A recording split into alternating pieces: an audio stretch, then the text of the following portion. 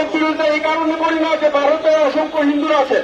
আমরা সুস্পষ্টভাবে বলতে চাই যে ভারত আমাদেরকে কলোনি বানিয়ে রেখেছিল। 5 আগস্টের পরে এই ভারতের নিয়োজিত কৃতদাস যখন ওখানে পালিয়ে গিয়েছে, তারপরে তাদের হৃদয়ে এই আমরা বিজেপি সরকারকে পুরোপুরা গন্ধ পেয়ে পাচ্ছি। তারা আমাদের বিরুদ্ধে ক্রমাগত ষড়যন্ত্র চালিয়ে দিয়েছে।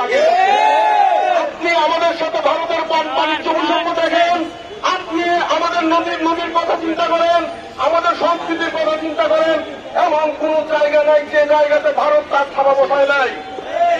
আজকে যখন আমরা ভারতের এই আধিপত্য মুক্ত হতে চাই, আমরা যখন সারা বাংলাদেশে বাংলাদেশপন্থীরা আজকে যেভাবে জেগে উঠেছে, সেই জাগরণ দেখে ভারত স্পষ্ট ভয় পাচ্ছে।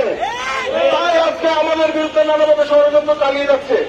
ভারত এখানে দেখাতে চাচ্ছে যে বাংলাদেশে সাম্প্রদায়িক সংঘাত হচ্ছে, এখানে তারা দেখাতে চাচ্ছে যে হিন্দু মুসলমানের লড়াই হচ্ছে।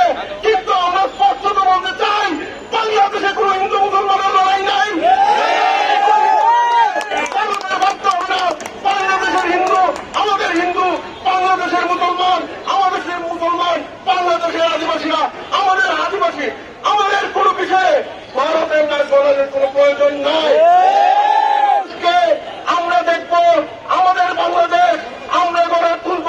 সারা বাংলাদেশে বাংলাদেশ পন্থীরা জেগে উঠেছে।